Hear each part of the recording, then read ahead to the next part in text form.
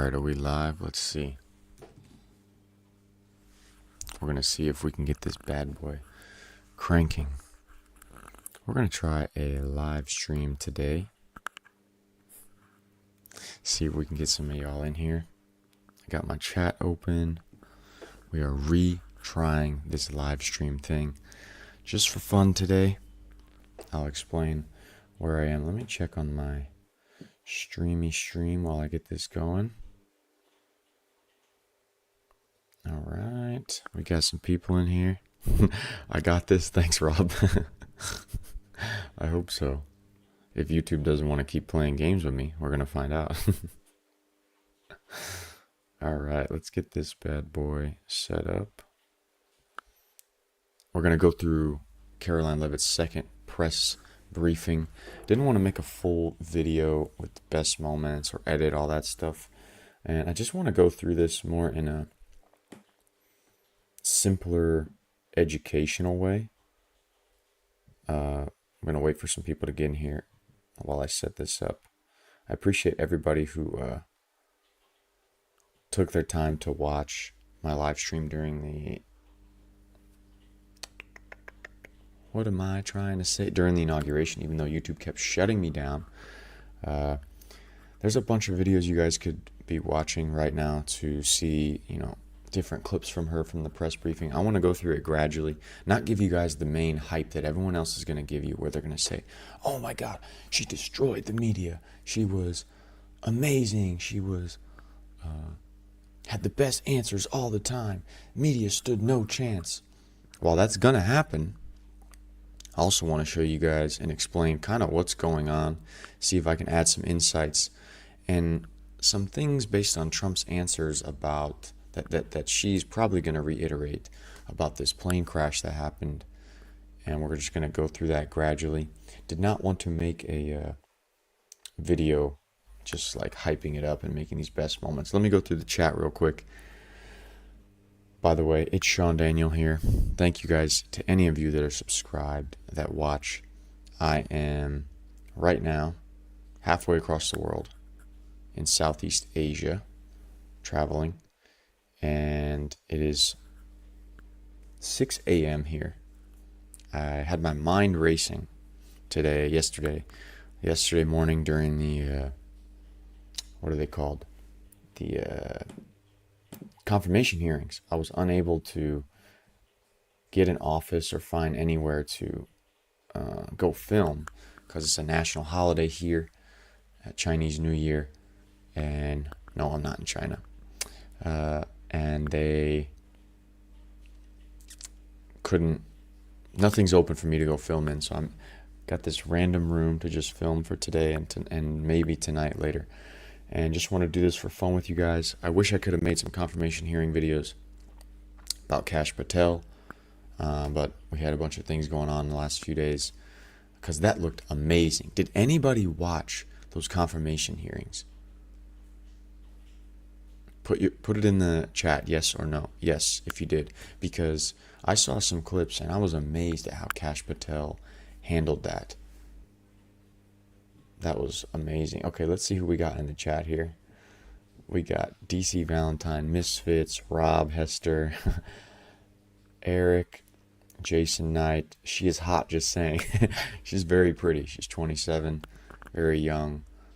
Key thing though, a lot of these Trump women that are on the teams, a lot of them are pretty, but also a lot of these ladies, like the White House correspondent who's getting some traction on Twitter right now for, I think it's Steve Bannon's podcast. Everyone's like, oh my God, she's so hot, she's so amazing, and they're making fun of her outfits because she's dressing too pretty.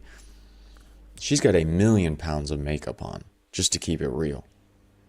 And a lot of these people I've seen in the MAGA movement kind of have the same thing as well. I don't know what the deal is. I go to events when I have before, and they are just caked in makeup. If that's what you want to do, that's what you want to do. But I don't get that. She's very pretty though, and she's only 27. To handle the pressure of such a group of the media it's really, really hard. All right, let's keep going. Hi from Tennessee, Terra News. What's up? My parents used to live in Tennessee. Bangkok, DC Valentine. There's no way you're in Bangkok. Hilda Vaughn from Georgia. You mean the state, right? Jason Knights from Australia. Rob, you're from Texas right now, so it's like 5 p.m. Perth, Australia, mining capital. You're from down under, all right. Perfect. I like Perth. I've never been to Aussie, but I might go. Outback Steakhouse, DC Valentine. And you're watching a stream? Don't worry, we'll get into the video in a little bit. I want to see my real fans that love to watch the videos and just want to check in and talk. My mind is so used to like, get to the video, don't waste time, make good clips, because that's what I try to do in the videos. You might have a lot of other YouTubers that make videos where they jump in every 2 seconds and they have these long intros, and I'm like, bro, just shut up. Let me see the good clip and then give me good insight. And that's kind of how my mind is wired. So right now, doing a live stream where I'm relaxed and I'm trying to check in with you guys. It's a little weird for me, but I'm trying to do it. She's amazing compared to KJP. KJP was an idiot. Yes. What was her name? The last one? The last lady? What the heck was her name?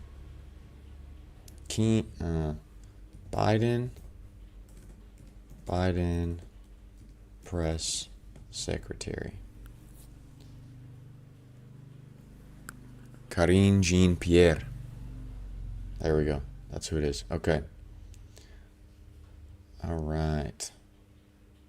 Let's get into this, you guys. First of all, before I do, can everybody hear me okay? Can everybody hear me okay? Because I'm sick of having these issues with YouTube. Melbourne. Sylvia from Melbourne. Behind the wire in California. California is one of the prettiest states we have, and they've just turned it to not trash, but not great based on how they run it. It's disgusting.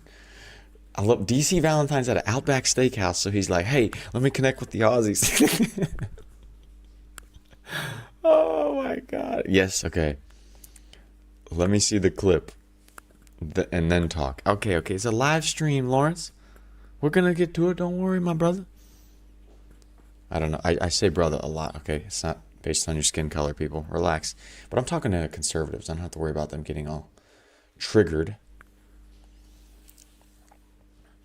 All right, let's finally get going. So it's a 39-minute press briefing. It's her second one. She's 27 years old. She just had a huge crisis happen with this crash that went on, which I know you guys, a lot of you guys are filling me in right now. For context, before we watch, you have these media people that hate Trump. Hate Trump. As someone who has been to the White House and has been around the press, because I had to film for an event back in 2018 with Turning Point USA, these people were mean to us. Just young, little conservative people trying to film. They were mean to us. So I cannot imagine the viciousness with which they hold in their mind towards her, towards Trump. And, that has an impact. Well, you guys know when you deal with, let's say, not great people at work who don't like you, it can be tense in the room and it can be draining. She's got to walk into a room full of vultures after a huge national emergency happened. A national travesty, let's say, with the plane crash. She has Trump making all these big moves that are pissing them off. This is not a blessed room to walk into. This is a serious room with a lot of fight in it. So let's see how she handles her encore, her second White House press briefing after a first powerful showing, in my opinion. Thank you guys for joining me. Now let's get into the video.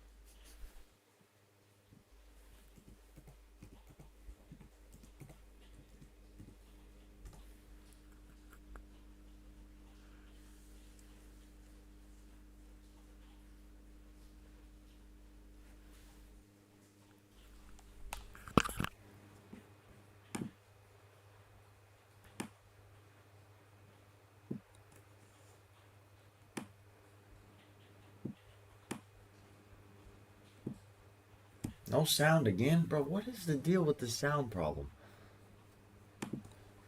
I swear to God, I'm gonna kill somebody. I have the audio running. It shows me that. Oh my God. Okay. Bro, what is the damn problem? My streaming thing shows me that I have sound. And I'm gonna slap somebody. Output. Hold on. I swear to God, if they're silencing me again, just 1 second. Give me a second.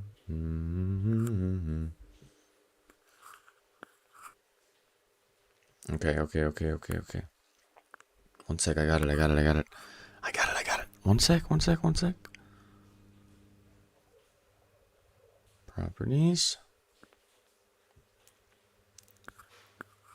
Okay. Audio track. Mic. Okay. Desktop audio. Now, ready? Let's try this again. It's my idiot self. Okay, thank you. How are you? Nice live shot. Good to see all of you. Happy Friday. It's great to be back with you. I want to provide an update on President Trump's actions in the wake of the catastrophic air collision that tragically claimed the lives of 67 people at Reagan National Airport on Wednesday night. Everyone in this White House continues to mourn the victims and keep their friends and families in our thoughts and prayers during this unimaginable time. First, within moments of the collision, the president and his newly appointed team were in immediate communication. The president was briefed on Wednesday evening following the crash, again on Thursday morning, and he has continued to receive updates as recovery efforts continue on the ground. The president, as you know, took time to address the nation yesterday afternoon. To deliver accountability, President Trump swiftly signed a memorandum directing an immediate assessment of the Federal Aviation Administration to ensure the federal government is maintaining the highest personnel and policy aviation safety standards.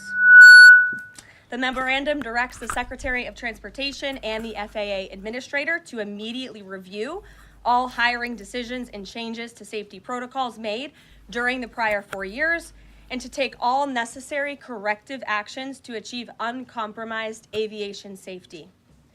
The review will include a comprehensive assessment and reversal of any deterioration in hiring standards and aviation safety standards and protocols during the previous administration. Aviation safety was addressed by President Trump before this tragic collision even took place. On his second day in office, the president signed a memorandum to immediately stop Biden DEI hiring programs and return to non-discriminatory, merit-based hiring. And in 2018, during President Trump's first term, the Department of Transportation announced it would put an end at that time to use the biological questionnaire that was introduced by the Obama administration, which punished skilled applicants. President Trump has long led on the issue of aviation safety, and he will continue to do so. He will continue to deliver on the promises he made to the American people at record speed. The Senate has already confirmed 8 of President Trump's exceptional cabinet nominees, including most recently Transportation Secretary Sean Duffy, as you of course know, EPA Secretary Lee Zeldin, and Interior Secretary Doug Burgum, who is scheduled to be sworn in later today. We expect the Senate to continue quickly confirming the remainder of President Trump's well-qualified nominees in the days ahead.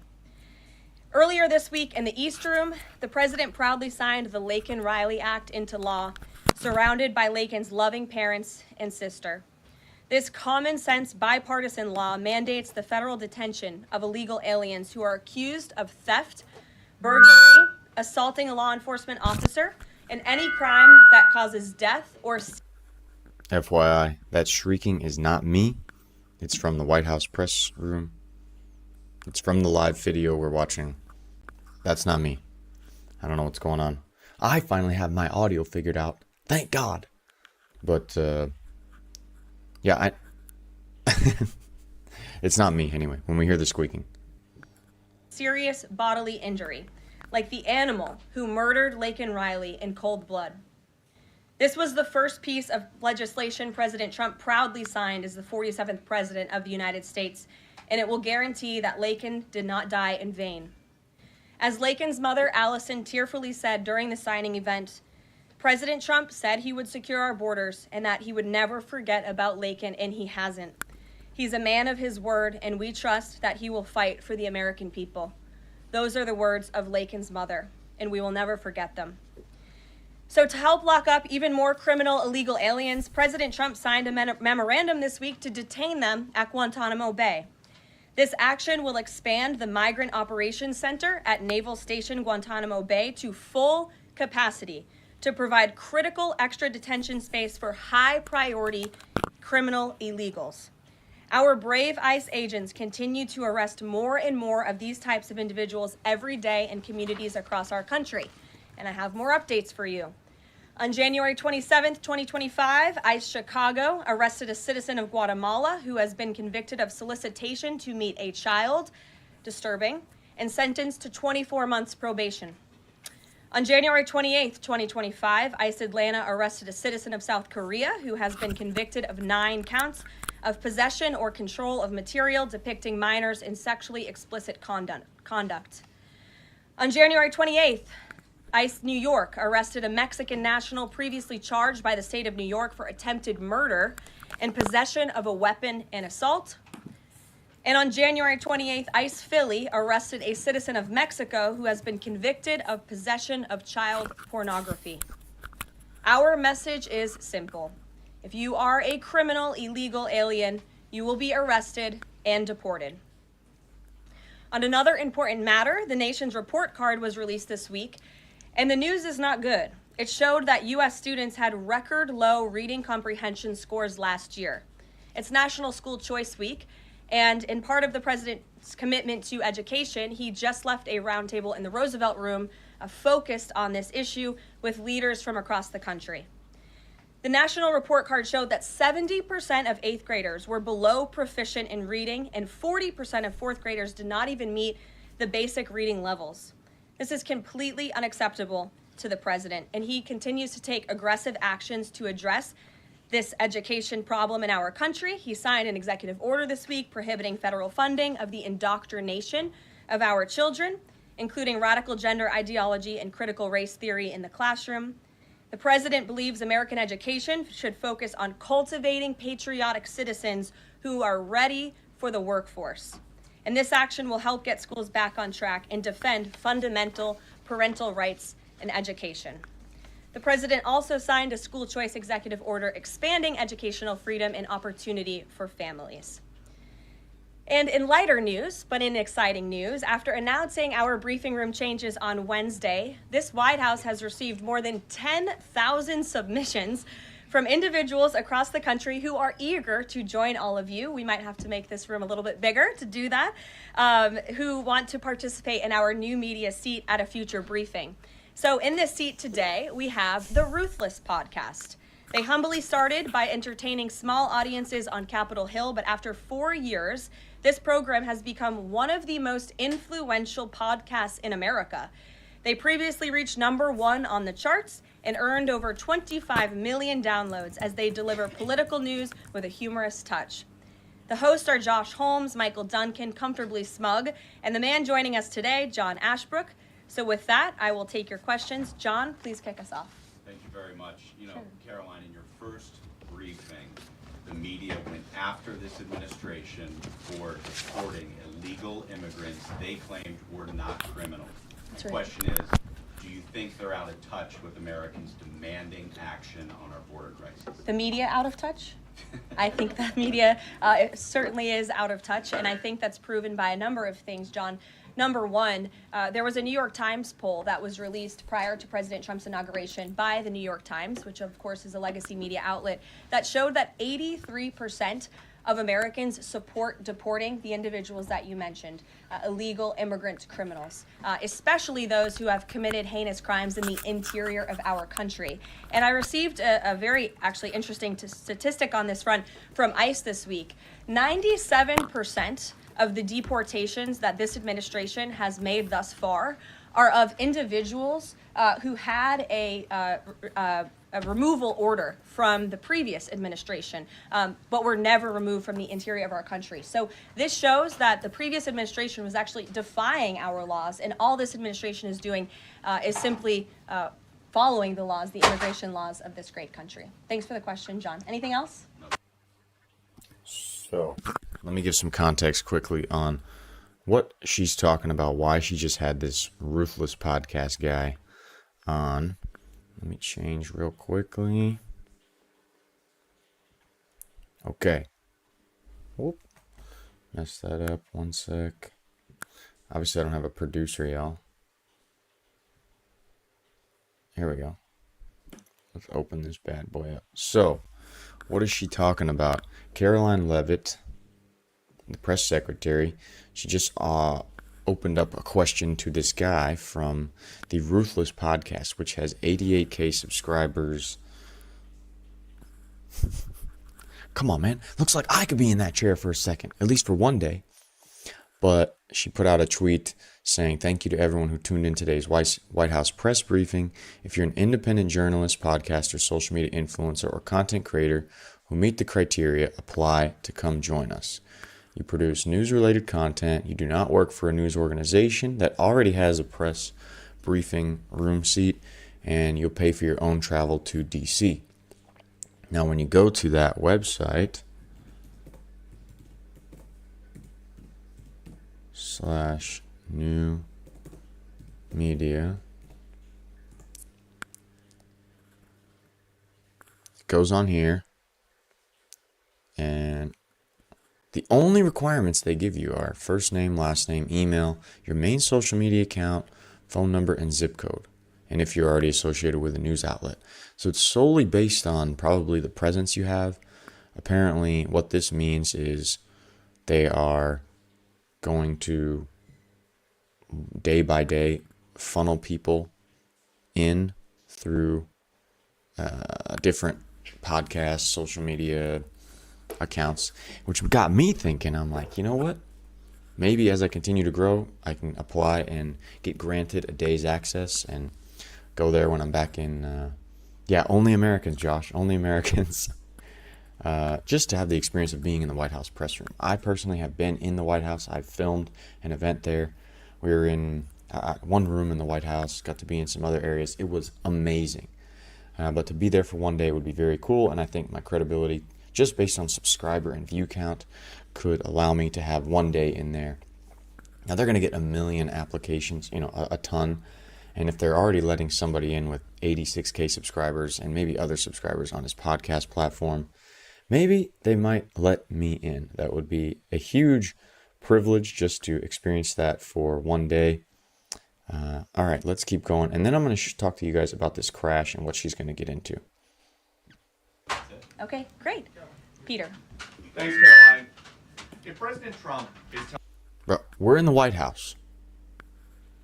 And we still have squeaks going on with the mics.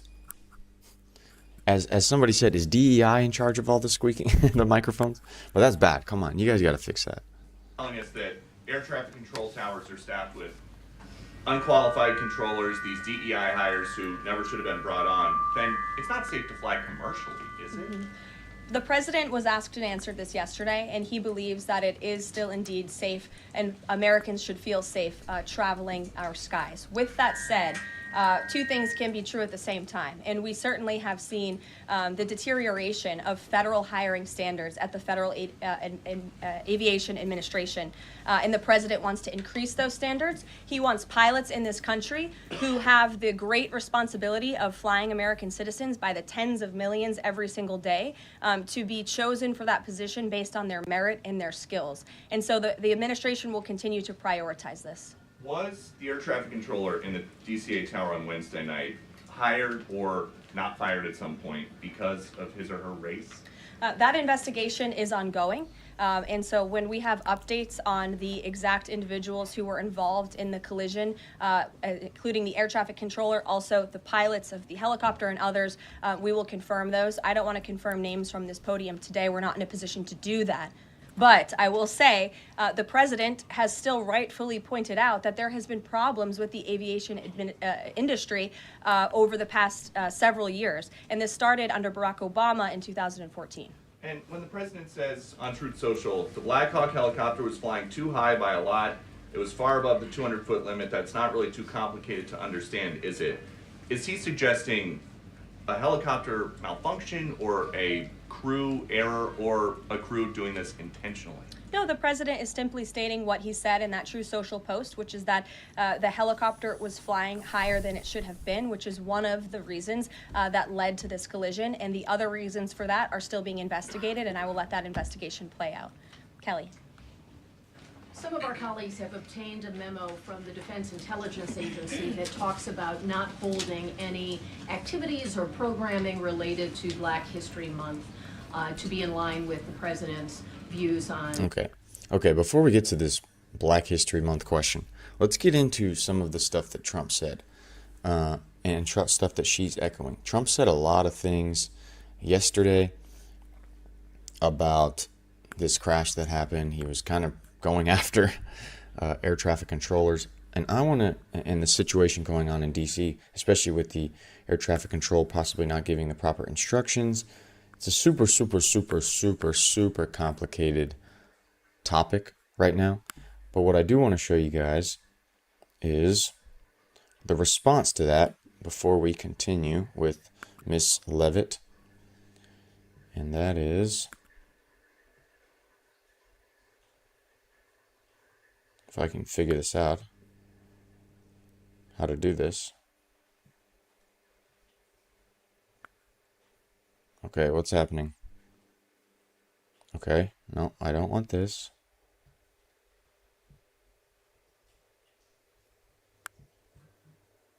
Oh my God, give me a second. Jesus. Obviously I'm a pro at the, at this thing.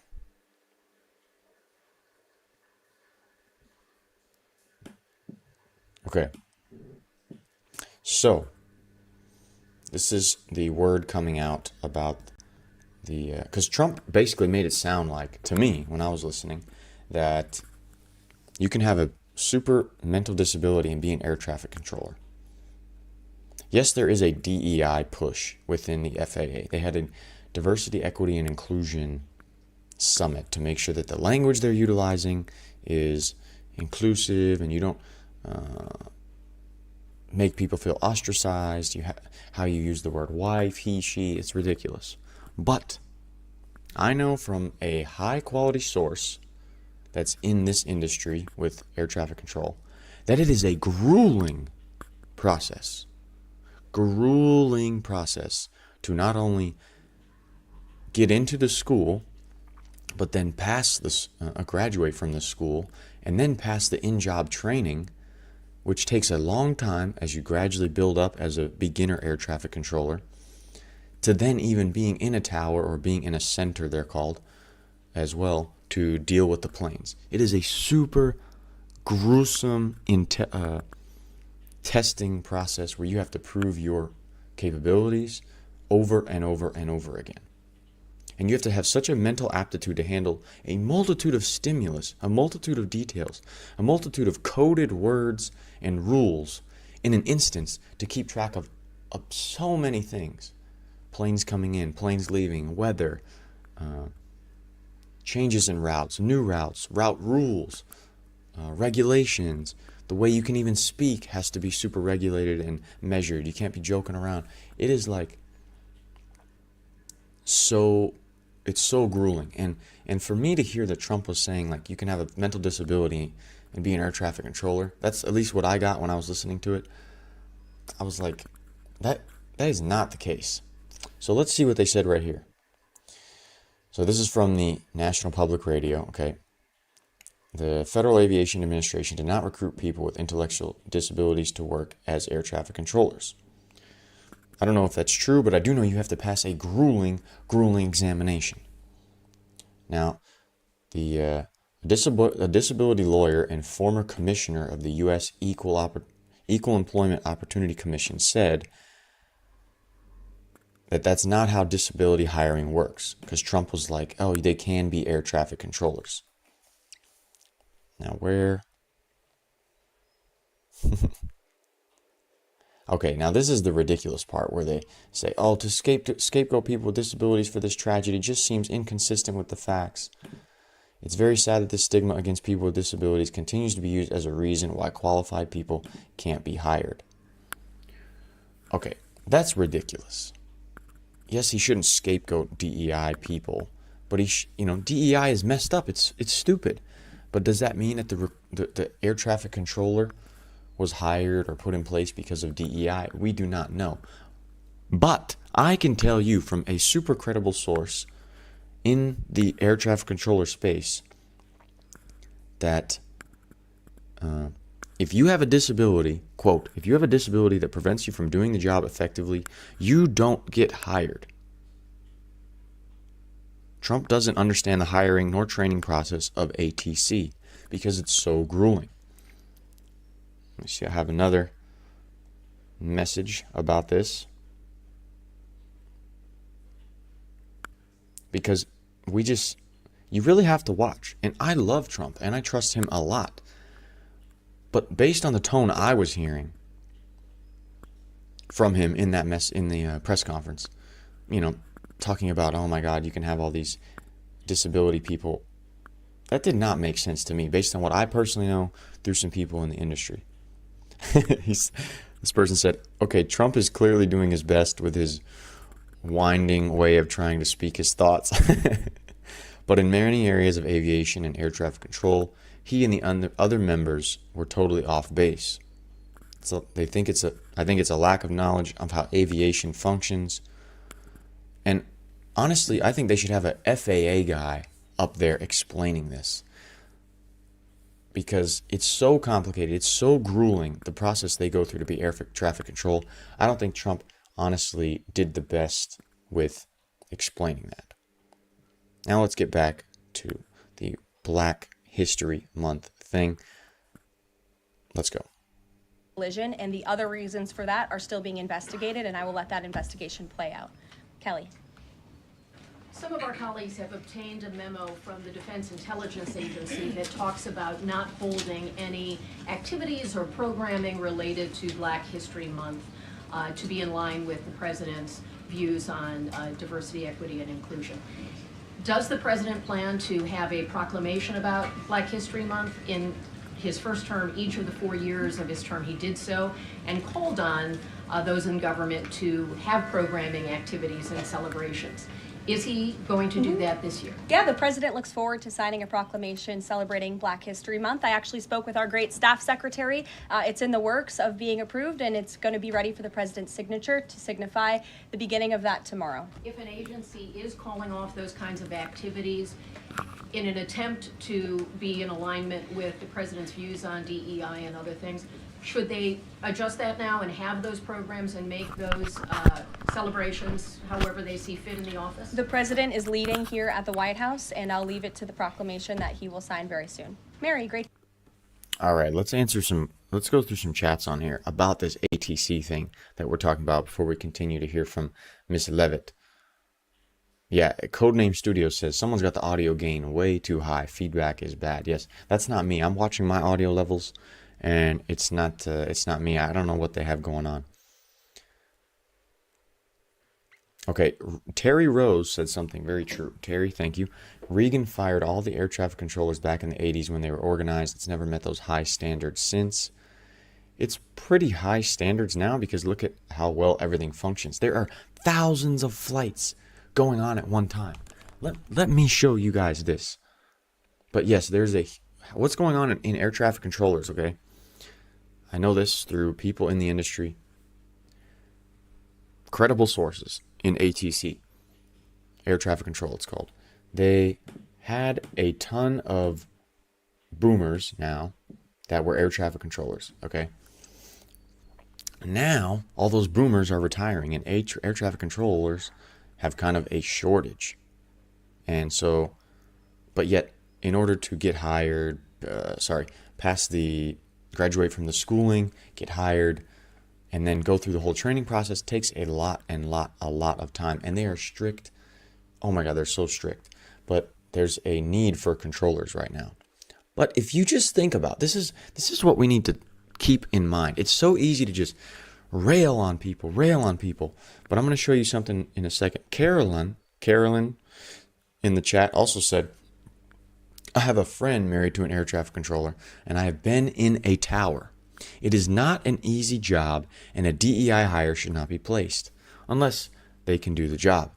Yes, Karoline, it is so much stimulus. So many air traffic controllers get depressed, overwhelmed, stressed out because their job is so intense. So intense. Must be a DEI hire on the audio. All right. The boomers left during COVID. Now it's young, inexperienced people. Let me pull this up if I can.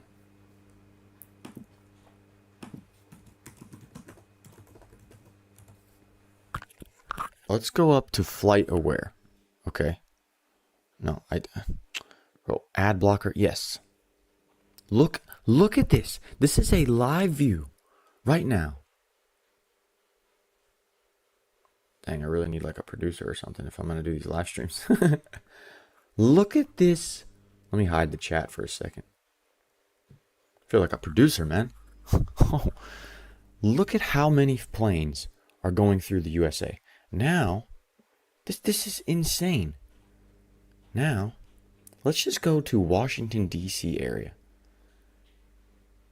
Look at these planes. Are you kidding me?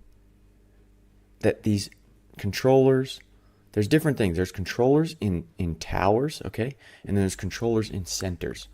When you're in a tower, from my understanding, you handle stuff in and around that airport.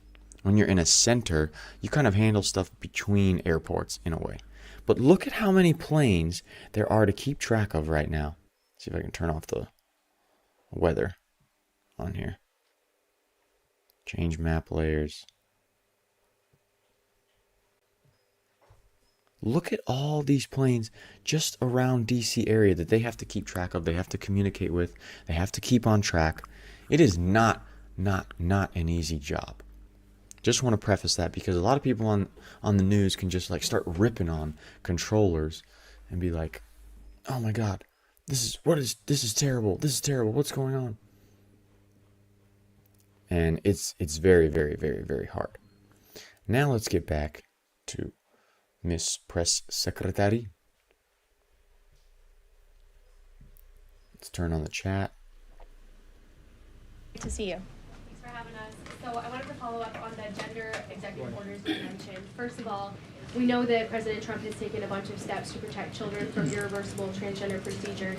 Is he interested in backing congressional legislation on this point? And does the Trump administration have interest in investigating doctors who perform these irreversible procedures on kids, such as a double mastectomy on a minor girl? Well, the president has already taken a very strong stance on this issue this week with the signing of his executive order, a few executive orders in this space. First, he made it the official policy of the federal government that there are only two sexes, male and female, and we have directed all federal agencies to comply with that policy. As for congressional legislation to support the president's agenda in this space, and certainly ending the mutilation of young children, the chemical castration of young children, which is a barbaric practice that the vast majority of Americans do not support for young minor children. Certainly the president would support Congress's efforts, as he has already made that very clear this week. Jennifer. On Rick Grinnell's trip to Venezuela to meet with Nicolas Maduro, is there anything you can share on timing on that, what his agenda is, what the mission of that trip is? Yes, so I can confirm that Rick Grinnell is in Venezuela today. I can confirm that Rick Grinnell is going to Venezuela, or is in Venezuela, with two immediate directives from the President of the United States. Number one, Rick Grinnell has been instructed to identify a place and ensure that repatriation flights of Tren de Aragua members, Venezuelan nationals who have broken our nation's laws, will land in Venezuela. As I said at this podium a few days ago, We expect every nation on this planet to cooperate with the repatriation of our citizens, and so Rick Grinnell is in Venezuela to ensure that can continue. And number two, Rick Grinnell is in Venezuela to ensure that all U.S. detainees in Venezuela are returned home. That's his mission, and I will provide a readout after this trip. On Bob Menendez. She said every country better be ready to help with U.S. repatriation. And I bet there's also more threats that every country better be ready to take deportation flights, because we are the world police. We've been getting screwed over for 4 years. If you guys want to play games and don't want to take deportation flights, tariff time's about to happen, which Karoline Leavitt's going to explain a little bit later in this press briefing about some tariffs that are being announced. Can you tell us if anyone has approached the White House or the president about a pardon or a commutation?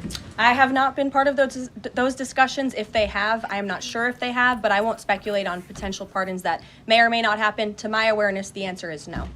Justin.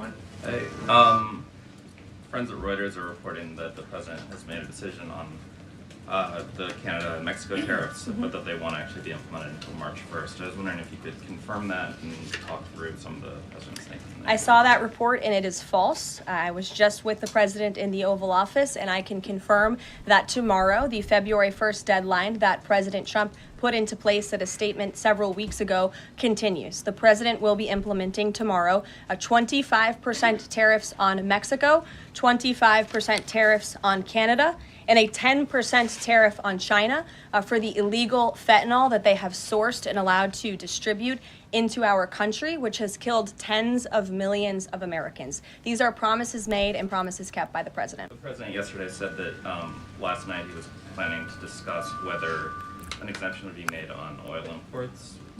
Do you have any information on what decision he made there, or will there be exemptions at all offered under this? I don't have an update or readout for you on the exemptions, but those tariffs will be for public consumption in about 24 hours tomorrow, so you can read them then. She said because of the fentanyl and what? This is the reason for the tariffs? 10% tariff on China for the illegal fentanyl that they have sourced and allowed to distribute into our country, which has killed tens of millions of Americans. These are promises made and promises kept by the president. So is she saying Canada, Mexico, and China have all allowed fentanyl in our country? Because China is where a lot of it is coming from, supposedly. But Canada and Mexico are the ones allowing the illegal immigration to go on that smuggles the fentanyl into the country. Now it's interesting, she said 25% for Canada, 25% for Mexico, and only 10% for China. As Codename Studios just put in the chat, China is, man, the way they run their country and the way they do not like us is vicious. Vicious. You go to China, first of all, when you're in China, they have the right to just grab your phone, go through your phone. When you try to leave the country sometimes, they'll go through your phone, see if you've posted, said anything bad. People in taxis, I know, have asked taxi drivers, because when I'm traveling in Asia, I hear about these things. They're like, hey, can we say anything bad about, is it bad to say anything bad about the government? I know met somebody who supposedly had the cops called on him just because he asked the taxi driver that. The taxi driver immediately called the police. China is like communism, totalitarianism. It's not good, not good, not good. And the fact that they're only getting 10% tariffs. Mexico and Canada are, yes, the ones that allowed that to happen. Because they, especially Mexico. And Canada has allowed so many refugees in to take over their towns.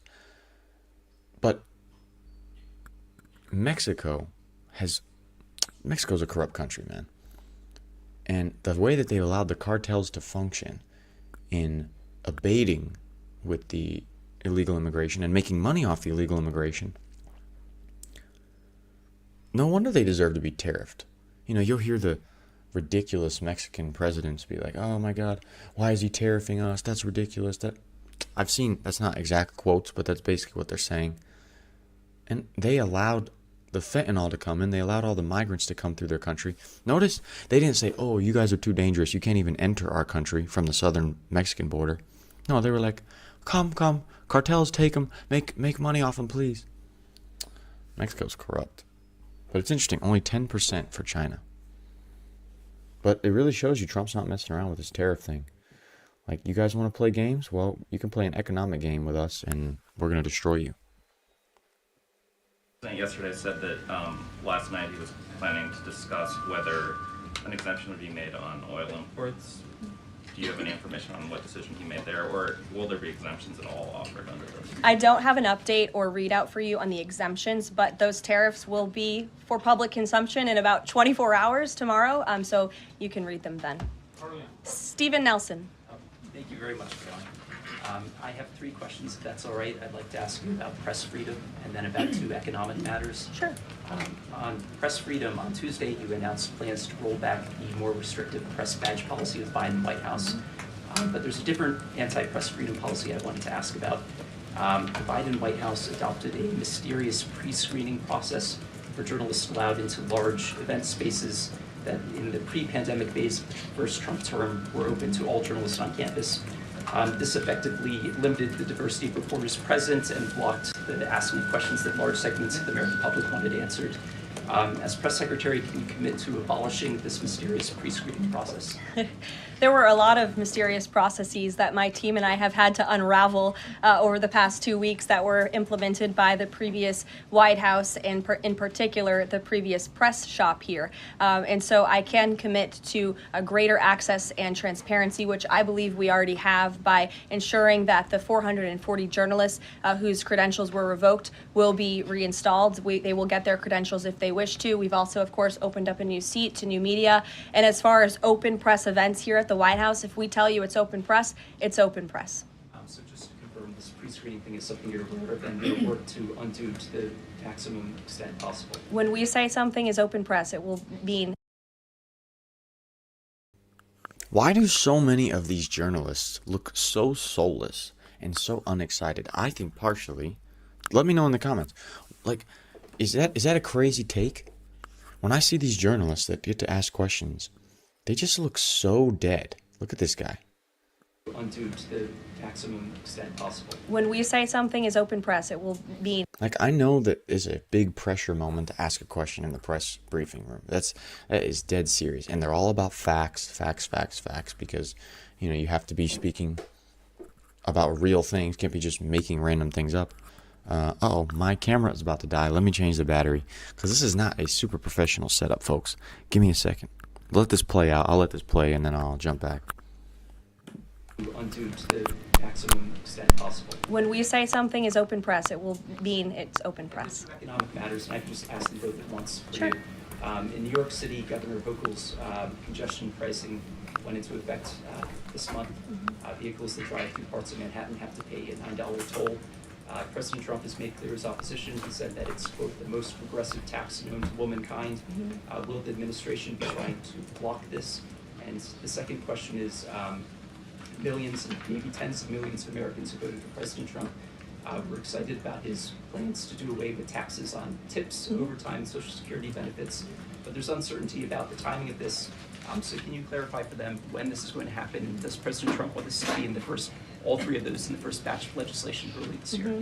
Well, to answer your question in one swoop, I will say that President Trump is committed to lowering taxes for Americans, cutting taxes for Americans. As for congestion pricing in New York, I do know that the president spoke with Governor Hochul about that. I don't have any, actions, so to speak, to read out for you on that issue today. Number 2, when it comes to no taxes on tips and Social Security, the president has made it very clear to our allies on Capitol Hill that is a critical piece of this reconciliation package, and he expects that his tax cuts from 2017, which put a lot more money back into the American people's pockets, those must be implemented, and no tax on tips. The president is intent on delivering on that promise, and he will get it done. And overtime also as part of reconciliation? Yes. Sure. Thanks, Caroline. Can you guarantee that those tariffs won't increase prices for Americans, including at the gas pump and the grocery store? I think Americans who are concerned about increased prices should look at what President Trump did in his first term. He effectively implemented tariffs, and the average inflation rate during the first Trump administration was 1.9%. In fact, when President Trump left office, it was 1.4%. So President Trump is going to do everything he possibly can to cut the inflation crisis that the previous administration imposed on the American people, and he will continue to effectively utilize tariffs. If those tariffs do increase prices for Americans, will the administration reverse them? That's a hypothetical question, and the president is intent on ensuring that. What did she just say? Utilize If tariffs. those tariffs do increase prices for Americans, will the administration reverse them? That's Okay. If tariffs increase prices for Americans, will the administration reverse a them? hypothetical question, and the president is intent on ensuring that he effectively implements tariffs while cutting inflation and costs for the American people.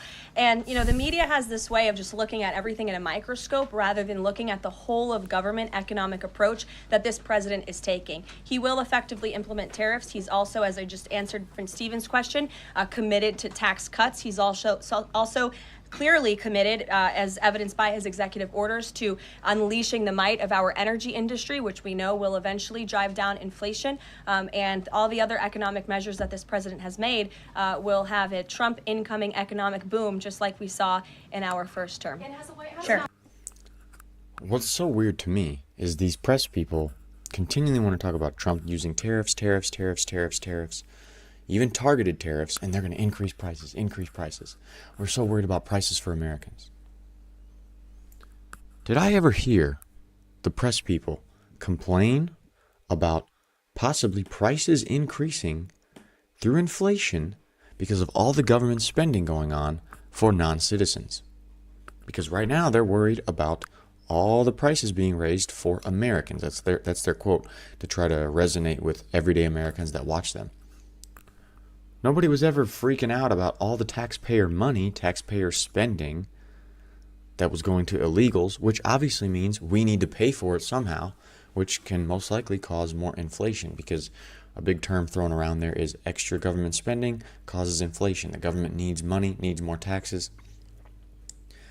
And especially when you're wasting money on illegals, I'm sure it can indirectly affect the prices of things for us, because our tax dollars are not going to profitable things that bring prices down or serve us.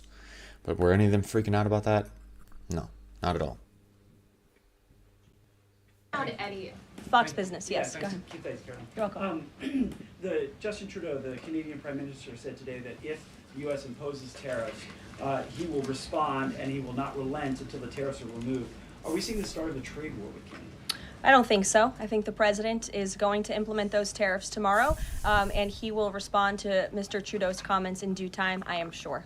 What Sure. type of things have to He is sure he will respond to Trudeau. I would love to watch that. happen? What does the administration need to see in order to avoid those tariffs?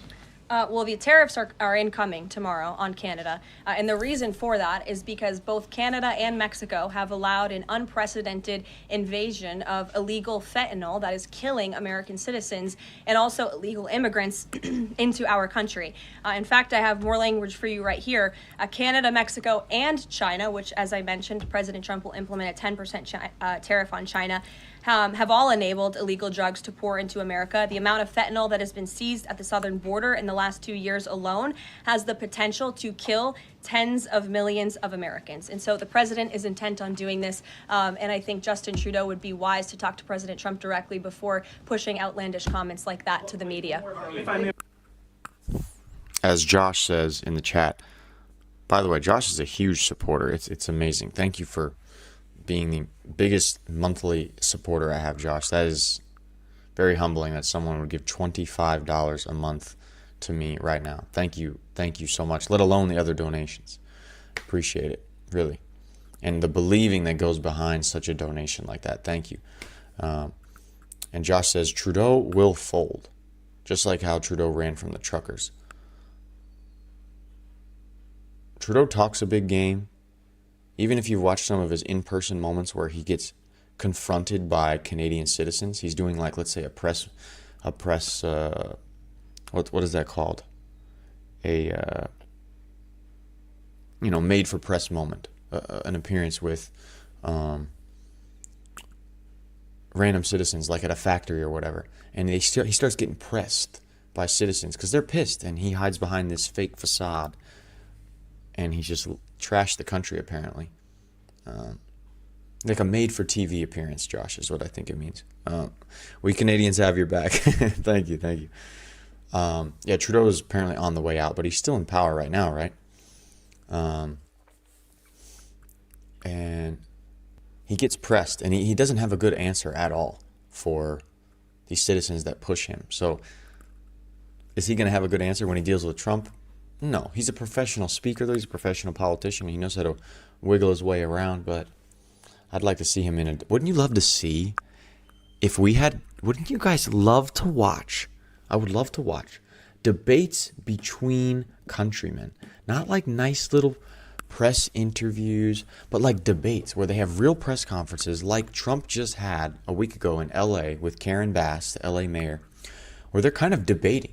He's going at her, calling her out for how it's going in LA. Wouldn't you guys love to watch a press conference like that with Trudeau and Trump, or with like Trump and Macron, or Trump and the Emperor of China, Trump and Putin? Oh my God. That would be just entertaining. Now Putin is a sharp but evil man. That would be tough. But I would love to watch Trump against Trudeau. That would be awesome. And I would love to watch JD Vance against one of those guys. Yes, Lindsay. Go back to the plane crash for just 1 second. You're interrupting your colleague, but sure. Sorry, I thought you called on me. I called on Lindsay. The president this morning said the Black Hawk helicopter was flying too high. I'm wondering if he's basing that on what he learned from investigators, and if you could offer a little bit more of a window into how he is keeping abreast of this investigation. Sure. Is the NTSB briefing him separately? Is he meeting in the Situation Room? You just sort of offer a window into that. Yeah, the president based that statement on truth, because it is truth and it's fact, and it was relayed to him by the authorities who are overseeing the investigation into this horrific plane collision. And the president, as I said in my opening remarks, continues to be briefed on the collision by everybody across his cabinet, the Secretary of Transportation, the Secretary of Defense, the NTSB, who the commissioner there was in the Oval Office with him yesterday. Lindsay. Lindsay, go ahead. Lindsay, go ahead. Thank you. In recent days, the CIA actually revealed that they do also believe that COVID-19 was from a lab leak in Wuhan, China. How is the president planning on responding to this additional intel from the CIA, and will it impact how he responds to them with tariffs? Yeah, kudos to John Ratcliffe for revealing that truth and that fact to the American people. Many years too late, the Biden administration had a chance to let the American people know the truth about that, and for some reason, they chose not to. I also would just like to point out that several years ago, when I was working in this press shop and President Trump would take to this podium to brief the American people on COVID-19, he suggested that COVID very well may have came from a lab in Wuhan, China. And many members in this very room mocked him for that, said he was spewing conspiracy theories. He was not. We now know that to be the confirmable truth. It took many years for it to come out, but the president was right in this instance again. Sure. Karoline, thank you. I wanted to ask about Secretary Rubio's trip to Panama first. Sure. What did the conversations look like with President Trump on that? The president of Panama says it is, quote, impossible to negotiate over the canal. So what are you expecting from this visit? So I have not been present for Secretary Rubio's conversations with President Trump about the Panama Canal. I have been present for President Trump's own thoughts on the Panama Canal, and you've all seen them as well in his public statements that he has shown.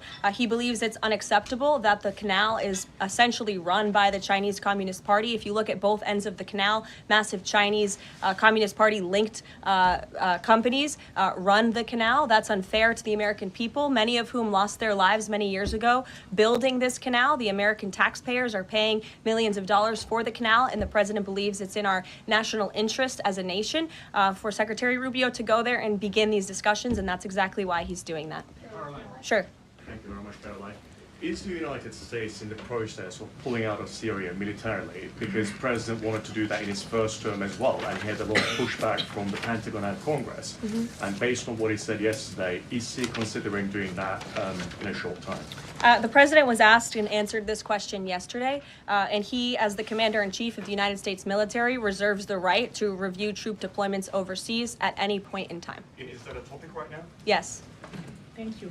Two questions. So we now know that the staffing was not normal at the air traffic tower, and so with the government freezing the hiring of new federal workers and offering buyouts, are you not afraid that more incidents of different kind could happen with less staffing in different agencies? Well, the president is intent. Does anybody have quality expertise with on audio in the chat or like mics, because microphones and stuff, because I do not understand for the life of me why they don't have a better mic system.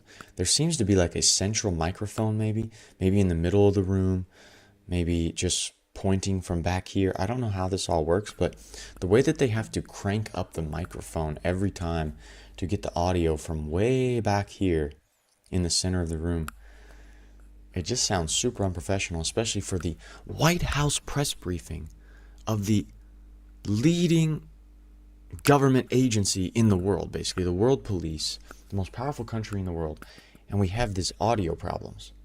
They have a shotgun mic, but the gain is too high, Codename Studios says.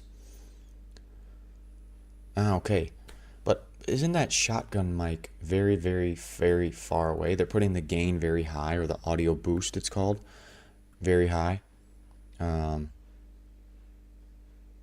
because they're not close enough with the shotgun mic, that they can't get good enough sound.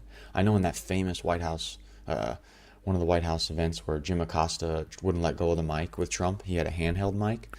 But first of all, clap it up for Codename Studios with the genius knowledge about microphones. Thank you, thank you, thank you. But does anybody know why they don't have a better system? Like the shotgun mic, is it far away so they can't aim it at the person? Like what's going on with that? Anyway, it's just really annoying and a terrible, terrible look. Can you imagine what would happen if they had this problem in China? What would happen to those workers in charge of the audio? Hopefully Trump gets it fixed. He doesn't mess around, so I would imagine he would. Maybe they need a new system. I don't know what that system would be, but this doesn't seem to be working. Back to it. And offering buyouts, are you not afraid that more incidents of different kind could happen with less staffing in different agencies? Well, the president is intent on ensuring that we are increasing staffing at these agencies, and that's why he signed a very strong executive order on his second day in office, immediately terminating DEI hiring practices at the FAA. He also, following the tragic crash, as you all know, in the Oval Office yesterday, signed a memorandum directing an immediate assessment of the FAA to ensure the federal government is maintaining the highest personnel and aviation safety standards. And I would also just say there's a cultural piece to this as well. If you are an American who has spent many years studying aviation, and you graduate from school and you're an air traffic controller based on skill and merit, and then you apply for a job and you're forced to fill out a biographical questionnaire asking you the color of your skin and asking you where you're from in details that aren't relevant at all to the job description, I think that deteriorates the morale of people in this industry. And if you talk to people in this industry, they'll tell you that.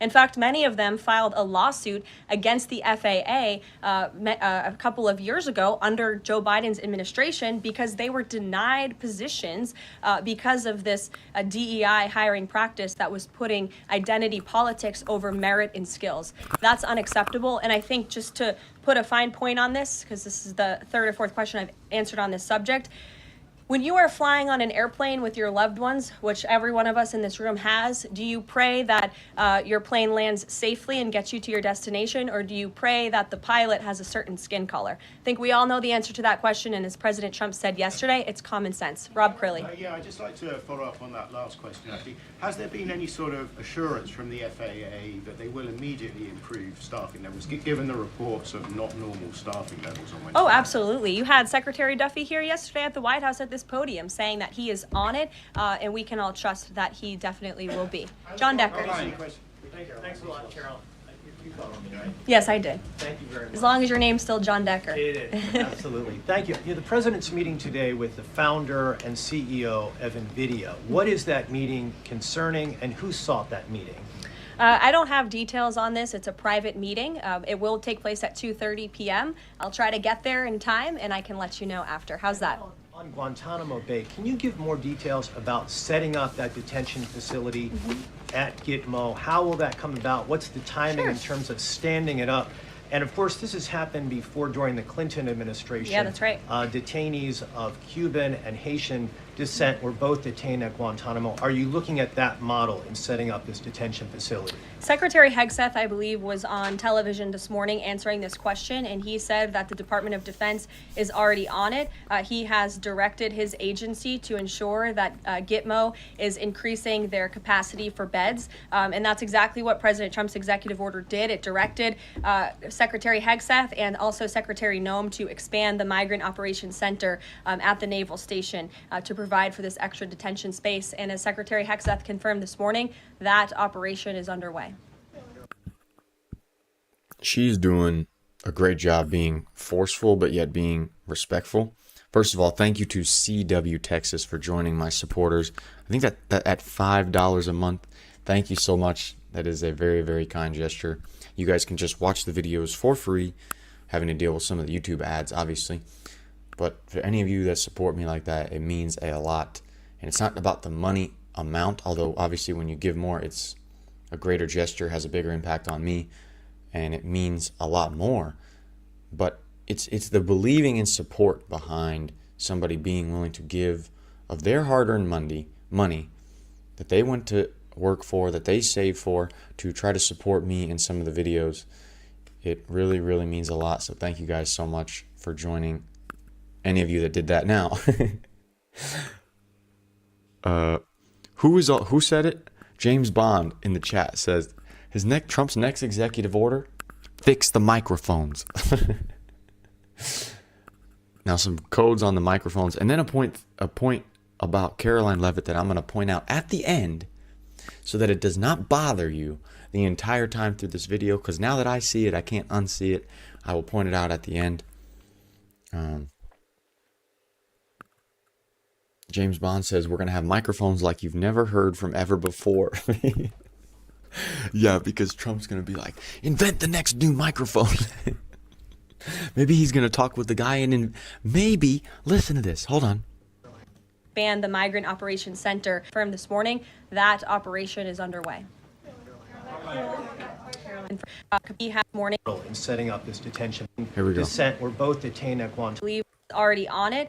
He has direct beds, and that's also Secretary Noem to expand the Migrant Operations Center at the Naval Station to provide for this extra detention space. And as Secretary Hegseth confirmed this morning, Caroline, on the tariffs. Where was the question? Okay. Anyway, the guy asked about the meeting in NVIDIA, right? With NVIDIA. NVIDIA is the people that make basically processing chips, GPUs, many other tech things. For those of you who don't know that much about tech, I'm not going to do that. Maybe he's meeting with the guy solely, not for the fact that they lead the world in making a bunch of different chips and GPUs for computers and other things, but he's only meeting with the head of NVIDIA to find out how he can get better microphones. Okay, that was ridiculous. Secretary Hegseth, I believe, was on television this morning answering this question, and he said that the Department of Defense. Let's go back. And I can let you know after. How's that? On Guantanamo Bay, can you give more details about setting up that detention facility at Gitmo? All right. Department of Defense is already on it.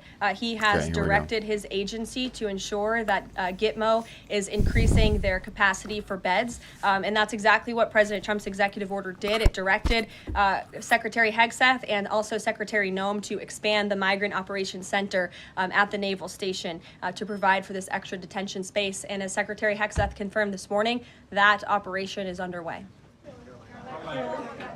Sure.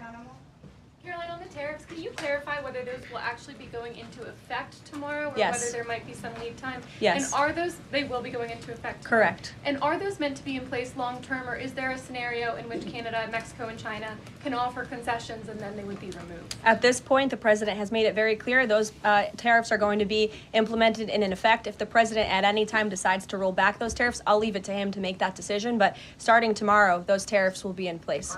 Sure. Thanks, Caroline. Yes. Can you confirm a report by our friends at the Daily Mail that the British Prime Minister Keir Starmer is going to be visiting the White House in February? And also, if I may, do you have any more details on Netanyahu's visit here next week? Sure. Unpopular opinion. This guy is wearing button-attached collared shirt in the White House press room, where the shirt does not look ironed at all. Buttons on collars, gotta go. Popular opinion, though. Every press person should have to speak in a British accent when asking a question. Tell me this is not nicer to listen to. Thanks, Caroline. Yes. Can you confirm a report by our friends at the Daily Mail that the British Prime Minister Keir Starmer is going to be visiting the White House in February? And also, if I may, do you have any more details on Netanyahu's visit here next week? Tell me which sounds better. Do you have any details on Netanyahu's visit next week? Or do you have any details on Netanyahu's visit here next week? Excuse me, Caroline. Question. Tell me that's not 10%, 100% better. Now that's just because we're Americans and the British accent just sounds so formal. Excuse me, Miss Secretary, I have a question for you.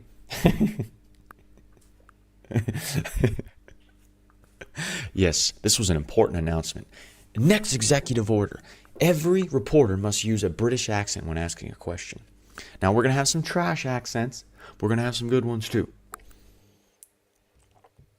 Sure. I have not seen that report about the Prime Minister. I can go check back with our friends at the National Security Council and get back to you on that. I can confirm that Prime Minister Netanyahu will be here on Tuesday, February 4th, for a working meeting and visit with the President. And I'm sure you will all be here, very excited to cover that visit. Sure. Daniel. Thank you, Caroline. You're welcome. Back on the Guantanamo Bay subject specifically, obviously, why does the president feel like that's the best location or a good location to make sure that Americans are safe from violent, illegal migrant crime? Well, it's a really good question, and the memorandum that he signed, the order that he signed, builds on his previous executive actions, obviously, to secure our southern border and deport illegal criminals from the interior of our country. We know that we have an issue with detention space here in the interior, which is a big reason why Congress needs to pass this reconciliation package as quickly as possible to ensure that DHS and ICE have the funding they need to detain these individuals that the administration is very swiftly rounding up and deporting, arresting and deporting these illegal immigrant criminals. And so the president feels it's an appropriate place. Taxpayers are already funding it. The space is there. Why not use it? And the Secretary of Defense, as I said, is working on that as we speak. Sure. Yes. Thank you so much for having me here and answering your question. So I want to talk more about the success that ICE is having finding these violent criminal aliens, some of them being sexual predators. But my friend Ben Bergquam reports that the Chicago mayor and the Illinois governor are preventing ICE agents from going into jails and prisons to enforce detainers against illegal aliens. In Maryland, the Attorney General has also put out a memo hindering local police cooperation with ICE. Does the administration have any comment on leftist state and local officials defying ICE and Trump's deportation efforts? Yeah, I think it's very interesting that Democrat officials in these cities who have been completely overrun and overwhelmed by illegal immigrant criminals would refuse support and help to cure this problem that has especially taken over their cities. I guess they don't want to admit they've been wrong with their sanctuary city policies. I'm not sure. You'll have to ask them about their intentions, but they would be very wise to comply with this administration, because this administration is hell-bent on enforcing our nation's immigration laws, and this administration will continue to arrest and detain and deport illegal migrant criminals. And what we won't do is defy our nation's immigration laws like the previous administration, who had these orders of removal on illegal immigrants across the country and were refusing to execute on them. We will continue to remove illegal criminals from our nation's interior. Are these sanctuary city leaders, are they violating the law? I would certainly think so. I'd have to check back on which specific law they're violating, but certainly if they're not enforcing our nation's immigration law, sounds like they are breaking the law. And I would also add that their constituents don't approve of that. You've seen residents in Chicago show up at their city council meetings infuriated with their leadership in that city because they are working very hard to provide for their families. They want public safety and law and order, and their officials have abandoned those very basic American principles in these cities. And the American people want law and order. It's, again, an overwhelmingly popular policy to deport illegal criminals from our nation's interior, and this administration will continue to affect that goal. Sure. Sure. A question on Colombia. We just interviewed Colombian President Gustavo Petro, and he insisted that he's not going to take any Colombian deportee from the U.S. if they arrive in South America handcuffed. How this administration responds to that? When did the Colombian president make those remarks? Today. Okay. For an interview with us at Univision. Well, I will share those with the President of the United States, and I will get back to you on his response. What happens if Nicolas Maduro? Caroline, there are more than 150,000 disabled Americans who are working today. The president talked a lot yesterday about hiring the best and the brightest to work in the federal government. Safety aside, does he believe that disabled people do have a place to work in the federal government? And does he also support the current protections for disabled people working in the private sector as well? The president has made it very clear that this is a common sense solution to solving some of the problems that we have seen at the Federal Aviation Administration, and also when it comes to many of the federal agencies across our government. People should not be hired based on their disabilities, based on their skin color, their gender, their race. None of that matters. What matters to this president and this administration is how well you can do your job, and the American people agree with that sentiment. So it's about competence, skill, and merit. And so the president is focused on ensuring that the most competent individuals, the best and the brightest in this country, are in positions in this federal government, especially when it comes to public safety. Can't overemphasize the importance of those jobs. Sure. That was a good, firm answer. Very good. Because you see how they try to twist it. Do you see how he talked about people with disabilities, and there's millions of people that work with disabilities. Is he demonizing them? And that's not what this guy said, but a lot of people will say that. No, he's saying you guys should not get privileges and jobs just because you're disabled, because we need to have 10% disabled people. See how they twist it all? And a disabled person, or a person of color or whatever, would tell you, if they're real, they'd be like, man, don't hire somebody just because they're black. Don't hire somebody just because they're white. Okay, if that has to do with how you do the job, if I'm going to do a black outreach leader to reach people in black communities, maybe it's better to have a black person do that. Then you think about skin color. But you see how they twist it? That was a good, firm answer by her. Let's hear it again. And you guys, you can argue with me in the chat, by the way. Keep it coming. But to downplay how someone decides to dress in the White House at the privilege of even having a press pass, I would make sure, if I had that privilege, I was dressed nice, cleaned up, because how I present myself is how other people will perceive me. And also out of respect for the position in the building and the office of the president, I'm not rolling up with some cheap shirt. I'm not rolling up with a non-iron shirt. So yes, whatever you ask, or however you conduct yourself and speak, that matters. But so does how you look, says the guy who's in a random hotel room with a USA bandana hat on at 7 in the morning. But if I was in a professional setting like that, I'm dressing nice, and it matters. British accent? No, I would not ask a question with a British accent on. And Josh just made a good point. I wonder if there will be a Jim Acosta 2.0 that will emerge in these press conferences in the coming days. Who is going to try to make themselves known through these press conferences? Who's going to try to make the attention about them like Jim Acosta used to so many times? Even like Peter Alexander from, I think, ABC did. He's in the thumbnail, by the way. That would... I wonder who's going to do that. All right, Joseph Wilson. Here we go. Y'all are coming at me. Somebody is... How do you even have a platform? I'm try giving a more substantive analysis, not on whether a button collar has any difference to a person's question.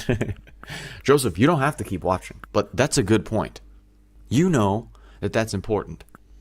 And no, I'm not just going to jump to talking about whatever the heck you want me to talk about. That's important.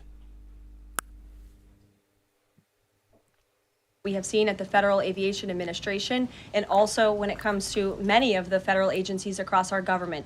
People should not be hired based on their disabilities, based on their skin color, their gender, their race. None of that matters. What matters to this president and this administration is how well you can do your job, and the American people agree with that sentiment. So it's about competence, skill, and merit. And so the president is focused on ensuring that the most competent individuals, the best and the brightest in this country, are in positions in this federal government, especially when it comes to public safety. Can't overemphasize the importance of those jobs. Sure. Caroline. So as follow-up on her question before, President Trump is holding China accountable on fentanyl by ramping up tariffs. So how is President Trump planning to hold China accountable on COVID origins?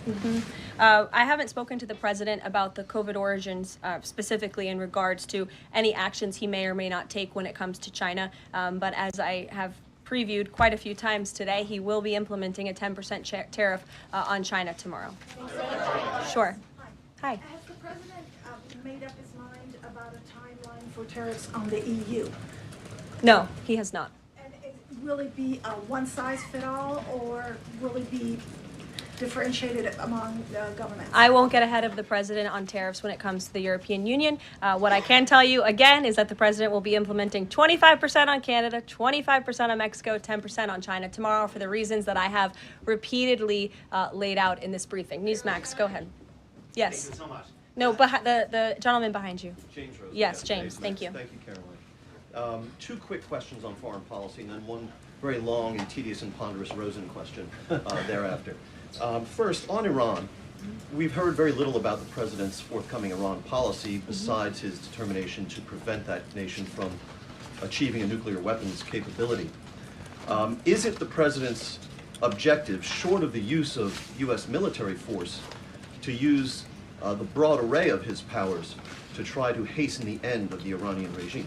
I think the president has actually made his position on Iran very clear, and he made that clear when there were the negotiations about the ceasefire, which we know obviously is now in place, and the deadline on that ceasefire has continued. He said that Hamas and Iranian-backed terrorists would have hell to pay if that ceasefire didn't move forward, and then quickly thereafter it did. I also do have news on the hostage front, which I'm very surprised nobody asked about this because it is big news story, and the White House applauds the release of 8 additional hostages from Hamas captivity, thanks to the ceasefire deal secured by President Trump. 3 Israeli and 5 Thai nationals are being reunited with their families and their loved ones after being held in unspeakable conditions for over 15 months. And the president remains committed to the release of all remaining hostages, and they should have never been taken by the brutal terrorist group Hamas in the first place. And I think President Trump's working meeting with the Israeli Prime Minister next week emphasizes his continued support for Israel and ensuring that brutal terrorists in that region have hell to pay. Sure. It's very easy to downplay that little statement she just made. The fact that people were in terrible conditions under Hamas for 15 months as hostages. First of all, just mentally, how hard is it to be locked in a room for 24 hours? 1 hour, without a phone, without anything to do. Let alone being locked in a room for 24 hours or a week where you just can't do anything but you get fed and you have decent conditions. Kind of like, not necessarily prison, but then imagine being a hostage where they possibly torture you, treat you so bad so they can get information out of you, or just treat you bad because they're an evil organization, evil group of people.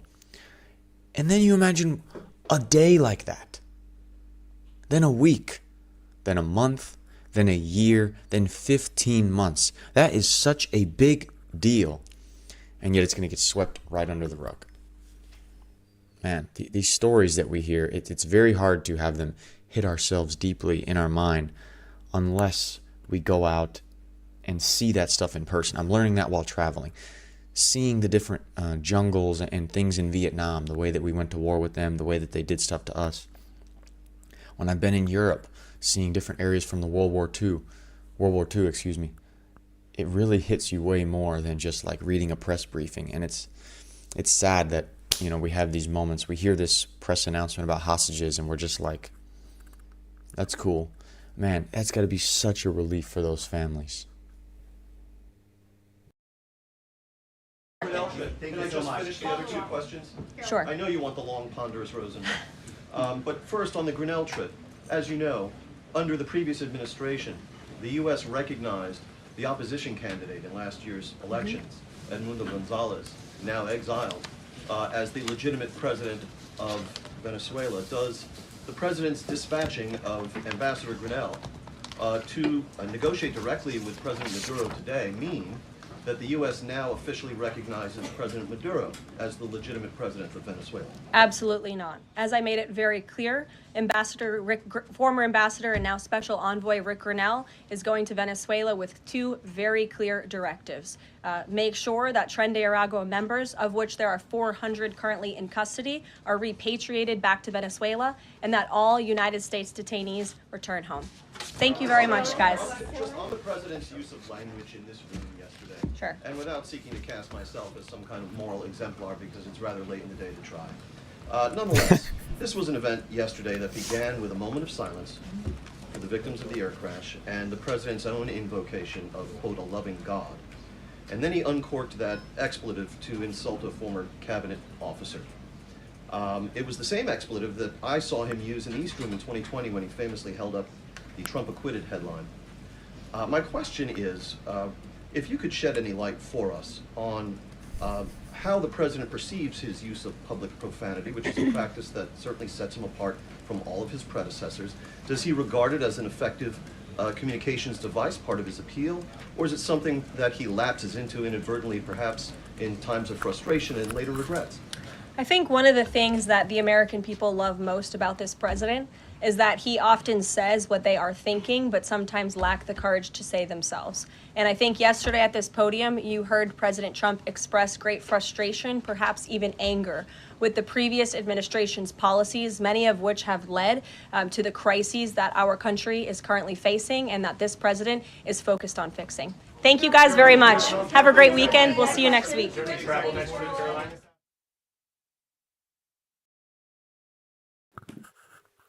Pretty good second press house. Blah, blah, blah. Wow, obviously I could not take her job. No way do I want that job. Pretty good second White House press briefing. Now, something that caught my eye that could catch other people's eyes, and you guys would be like, oh, some of you, oh, Sean, that doesn't matter. That's minute. Well, when you're talking about being the press secretary and you're talking about doing everything possible to not distract from the message you are trying to portray from the President of the United States, this could be a big, not big deal, but a little deal. Because now it directed Secretary Hegseth and also Secretary Noem to expand the migrant. Watch how often Karoline Leavitt does a head flip to get her hair out the way. And it becomes a distraction. Now, a lot of people are like, Sean, relax. It doesn't matter. Okay, it's not the biggest deal, but if you want to be serious about details, this gets annoying. It directed Secretary Hegseth and also Secretary Noem to expand the Migrant Operations Center she does it so often. At Watch. the Naval Station to provide for this extra detention space. And as Secretary Boom. Hegseth can 2 times within 5 seconds. That's, I don't know, it's just very distracting. I don't know how to fix that. Her beauty distracts me, Terry Rose. That's also true. No, Josh, an ad came up. I'm sorry. The question. Oh, you missed the question? Anyway, what I said is I just don't understand. It's logical because of the hair gets in her eye. It's getting close, so she has to do it. A lot of people that leave their hair in the front have to do it. But that's going to get annoying. And also, they need to fix the mics. What are we doing, people? Executive order to fix the mics. That's the only reason Trump is meeting with the head of NVIDIA. Fix the mics. Right? CW, Texas. As a woman, I understand her problem. She's got no bangs, so it falls in her face. She could use a clip, but it wouldn't look as professional. She's a breath of fresh air compared to Karoline. Yes, it does look very nice. She just doesn't have bangs, just hangs, but it's got to be a... Now you're always going to notice, Josh, I'm sorry, I ruined the press conferences for all of you guys. But it does help you keep seeing... Have a good eye for detail, okay? Just like what I said about the guy who had the buttons on his collar in the back. He had the... right here. Had the ruffled collar. It was not ironed. Now, obviously, exceptional cases where maybe you were up all night working and you couldn't iron it. But this is the White House, man. This is serious. And if... No, that should not fly. And she is definitely hotter than KJP. She's very pretty. Only 27 years old. It's pretty hard to even think about being 27, being in a room of calculated vultures where they can pre-plan their questions. This is so funny. The contradiction. They can pre-plan their questions. They don't have to be on guard. They don't have to receive any questions. But they can pinpoint one little word you say the wrong. One little word Trump says wrong, and they can attack it. While they, in a whole 39-minute press conference, speak for maybe 20 seconds. They get to pre-plan, think, and then share their question. And they think they have pressure, some of them. And yet she has to be prepared to say everything correct at all times. And if she has a little misstep, or she misquotes Trump, or she puts herself in a corner, they will attack her to no end. I saw this in a video I made on Trump a couple weeks ago, where these reporters were just like panting to get after her and say something. That is so hard to do, especially at 27 years old. I'm funny with all my visual quirks. Okay, I'm sure I have some. I got to keep an open mind. I'm going to say some shit that will ruffle some feathers in here. Yeah, please do. That's fine. I want you guys to keep it real and be able to just communicate in here, because I'm going to too. Stuff that irritates me, like the collar's not ironed in the White House. The way I was raised with my dad, a pastor, you could say, or leader in the church, and army guy who was in the army. You know, we go to serious things like that, like the White House, not even the White House. You got to look nice. You got to present yourself right. You got to respect the meeting, respect the building you're going into. I see that and I'm like, come on, man. Come on. But you know what? You know what covers for it? That guy's gorgeous British accent, of course. Did you notice women in front of last guy talking? Let's see. This guy? This woman looks... Hold on, let me make myself a little smaller. She looks delightfully happy right there. What a screenshot I just found. Of Ambassador Look at her. Fidel, She looks so blessed. Negotiate directly with President Maduro today mean that the U.S. now officially recognizes President Maduro.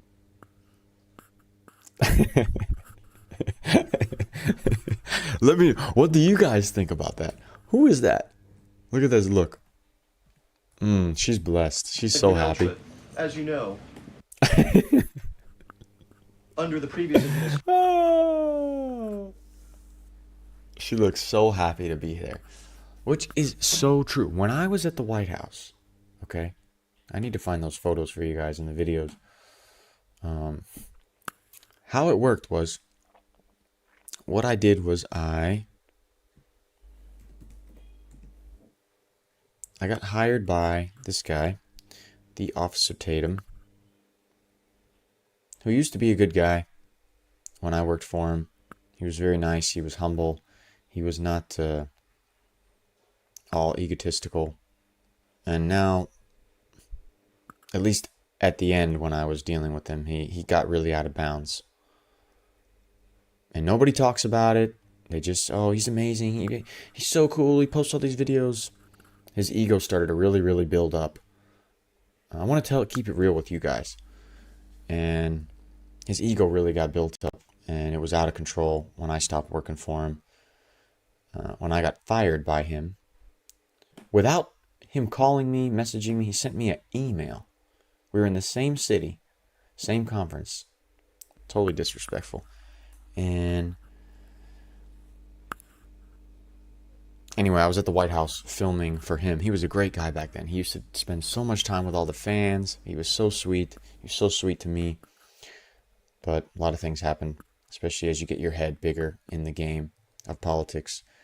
And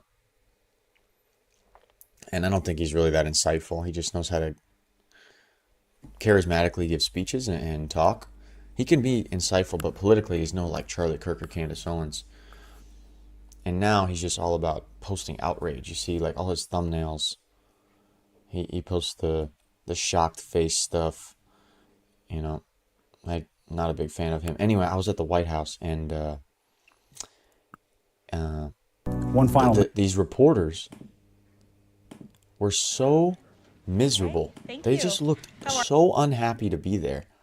Just like these people. And partially I think it was because Trump was in power and they hated him.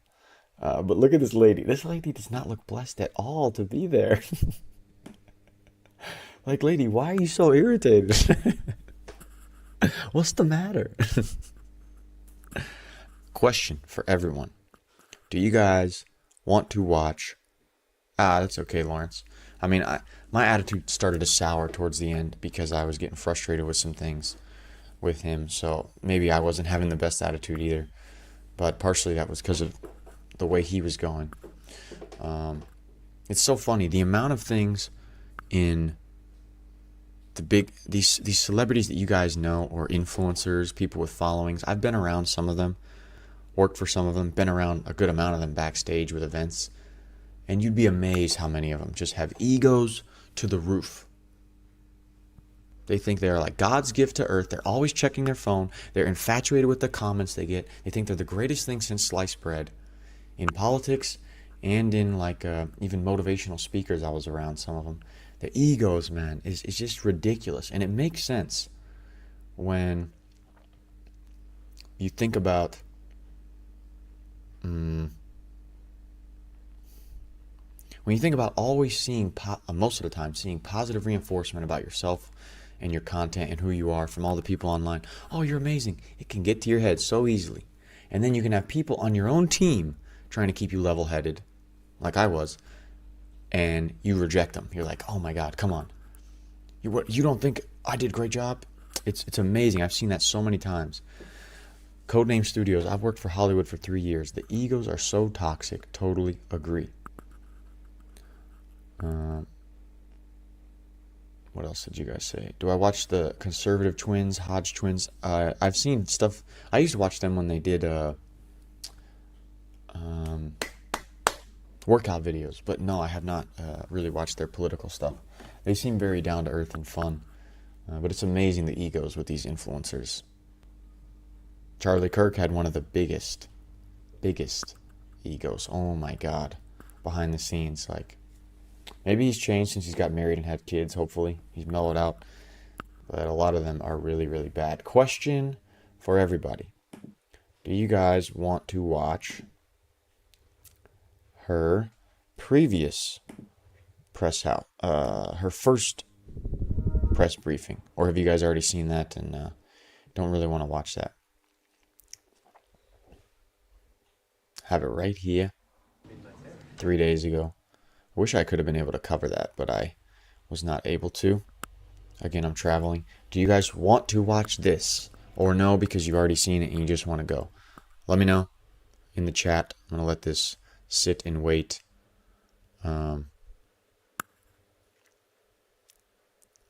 Check out the Hodge twins in the mornings while you do your makeup. You watch them and laugh. I can imagine. They seem very real and funny. You know, a lot of the political people just get so hell-bent on being outraged all the time, and the left is so bad, and just so they can get more views, and I don't know, this whole outrage culture got so annoying when I used to be in politics. One of the reasons I got sick of doing it. And it's bad. But the Hodge twins can be just real and relaxed. They've interviewed some super leftists, and they're just like chill with them. They're kind of relaxed. They're bringing up good points, but they don't go into this outrage thing like so many. Sometimes they say stuff to be wild, though. Lack of professionalism, definitely. Thank you, Josh. I appreciate that. It's always an effort to stay humble, as you guys know. It's very easy to get egotistical in life, whether it's with finances, whether it's with an accomplishment, a little accomplishment, whether it's with your car that you own, items you have, whether that's with your body as you start to work out and be in shape. Ego is just, because it's a very delicate balance between calm confidence and cockiness. You know, and it takes a lot of confidence to break through in life, to achieve different goals, to achieve things that most people are not achieving, to chase your real desires and dreams. It takes a lot of confidence in yourself to try those things that you have to utilize. You have to have enough confidence to pull yourself out of where you are so you can get to where you want to go. But at the same time, you can never forget where you came from. Never forget about how low you were so you don't look down at other people. And also remember how far you still have to go. It's very, very hard. I usually find the people that are more adverse to receiving compliments and attention can be more humble. But then it can also be an extreme the other way, where you're too humble and you don't embrace really who you are. You know, it's a sin, and it's not good to be too cocky, but it's also not good to be too humble and like looking down on yourself so much. So both ways are bad. And if you want to stay humble, just do what Alex says in the chat. Alex Foot. I talk shit to myself in the mirror every day to stay humble.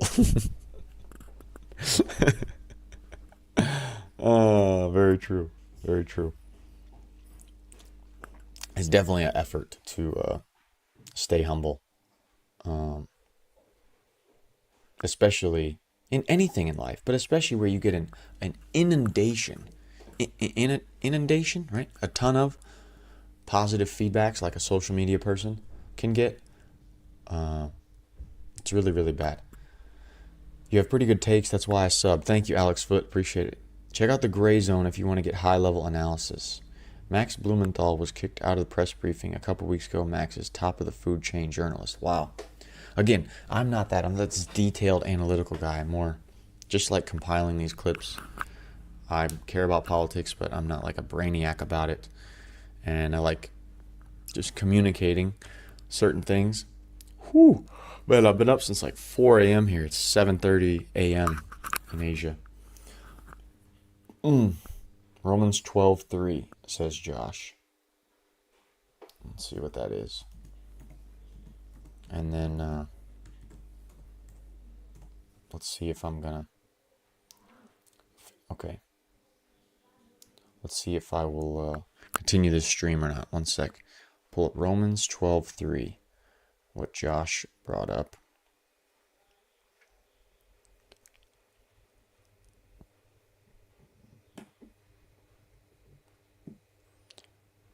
For by the grace given me, I say unto every one of you, do not think of yourself.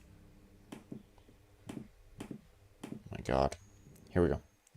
For by the grace given me, I say to every one of you, do not think of yourself more highly than you ought, but rather think of yourself with sober judgment, in accordance with the faith God has distributed to each of you. Very true. Always stay humble. Because nobody's perfect. Nobody's perfect.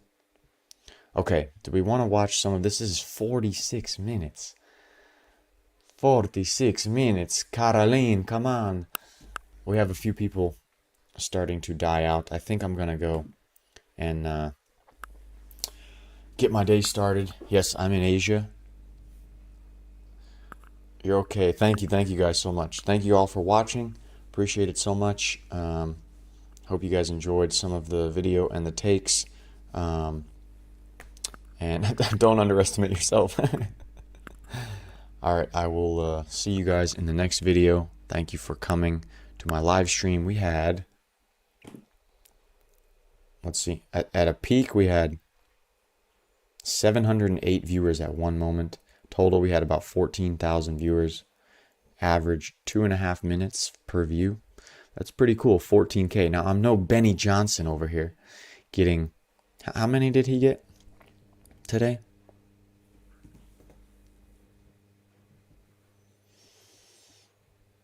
Benny, he did a live stream. He did a live stream 5 hours ago. It already has 177K views. Not at his level yet. Sometimes he has like 50K people watching, but he's got a massive team. And appreciate you guys watching, and I will see you in the next one.